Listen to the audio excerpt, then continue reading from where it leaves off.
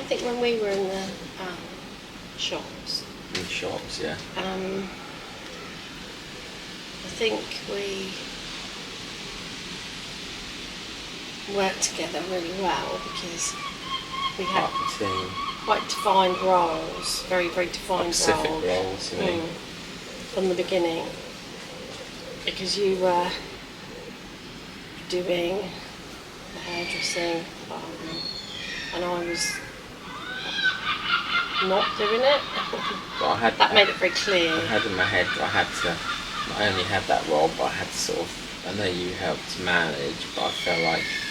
Helped manage? Yeah, did manage, but I think my role was a couple, almost like we were both bosses, and you have that kind of boss We mentality. were, but you were front of house, customers, doing the day-to-day front of house. The persona I have people see, it's like dressing up, isn't it? Like yeah, you the performance. You put the performance, put the seat, put the roll on. Yeah, the welcoming, making people feel welcome. Yeah. And so I'd say you behind the scenes. I was much more behind the scenes. The real engine of it all. The real juggins of it all made it work. You like the oil and the cogs. Well, I documented it, didn't I? I was documenting it by taking lots of photographs, not video as much. We didn't really do that much video, did we? We did. Lots and lots and lots of still shots that created the atmosphere. Pictures of you being the man at the front and all the other staff and everything. That was all part of the creating the whole story, if you like, and then getting it out there, getting it on social media, creating all the websites and Facebook, mainly Facebook, and wasn't it Facebook, more than Instagram I think back then. So mine was communicating that out beyond the shop itself to the wider audience, to get people to generate a business and to get people interested and get people coming in and get people doing the feedback, the 5-star feedback and all of that stuff, and say, oh yeah, I love this place is brilliant.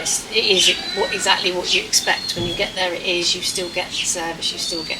That was your side of it, was actually turning that into reality. I was showing the image, you were having to give the reality to people in terms of service. Well, I could give my own persona, my own reality, let alone you can't force it onto other people. That's where it gets much trickier. Yeah, it gets tricky. So I found, I'd like to think people could follow, like I'd set how I'd do it, and my sort of but like acting, I'd do my little thing, and hopefully subliminally how I act, they'd pick up, and sometimes staff would sort of, if I'm doing professional talk, professional greeting, then they'd sort of try to mimic the style a little bit. So I think it did. Over enhance myself, over exaggerate things I was doing a little bit on purpose. But definitely, and I think also, I think of it like a stage play, where you were the main feature, the main, the headliner sort of thing, and then everyone else has their kind of support role. Thanks for that. As the headliner. Yeah, you were the headliner. The star, obviously. Show, obviously. Someone has to. You were the star, and everyone else had their supporting role. Although this is why I'm not sure you felt like this is why they all got a bit jealous, because they wanted to be the. Let's not go too much into it. I think this human psychology, I think, we nailed it on the head straight away there. Well, then you get jostling for position within the supporting roles, and you get a whole and my job then was kind of stage manager, coming in, trying to make sure everyone's happy. Calm down. Which obviously some days was like, fruity. Especially when you're dealing with. I'm not sure if you can hear any of this with all the seagulls and dogs, but trying to smooth it all around, make it all like everyone just carry on. That was, a struggle at times, wasn't it? And then especially with COVID, that just completely knocked that on the head. I don't know whether that can hear any of this. It might be picking up. This is why then you have to raise your voice to a certain. Don't want to shout. So. Where we are, but yeah, the point I was trying to make was that we did work. I think we worked quite well as a team. I'm not saying we were the best managers at the end of the day. I'm not going to say that. Well, we honestly weren't, but in some amount of department we get off, it's never easy in business. That's why you have to have meetings, discussions, and thrash it out so you come up with halfway house. And we didn't always agree, did we, on how to approach things, how to deal with issues, how to deal with people. We didn't always agree on that, and I always felt like we had that very good cop, bad cop approach, where I was the good cop. Yeah, I suppose I agree with that, yeah. You were harsher than me, and I was like the one. But I think you're. It's a bit like in Jeremy Clarkson. You were Jeremy Clarkson, who just comes in like the big personality. I felt like Charlie, who's the one who'd come in and go, well, you can't really do that, and you can't really say that, and it doesn't really work like that. And there's all these rules and regulations. Do it. Just get on with that. Yeah, and I was like, yeah. Not really allowed to do any of that, and so I always felt like Charlie, who's the one who comes in, the voice of doom, who has to say, yeah, you can't. Buzzkiller.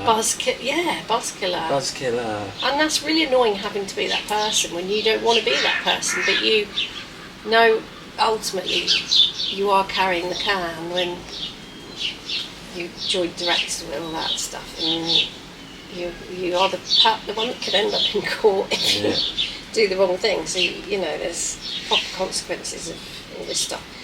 But anyway, yeah. So obviously we might not have to deal with all of that. I never want to employ staff again. Never. Under any circumstance. No. But we still have to work together, and that's the make or break, isn't it? Because either you can or you can't. So either you can and you argue and it's funny and there's a bit of a dynamic. So it all depends how much personally or afraid you are. Because I think we always talked about it, more or less we talked about this, what we're doing now in filming. And whether it's like for these guys out here watching like the YouTubing. And I know you cringe, but this is it. It's this having the confidence and this whole thing of like, whether you feel confident enough to just let it out there in the universe. And this is the whole discussion where you sort of realming it, you sort of winding it into. I don't mind that part, weirdly. I just always, it's strange, isn't it?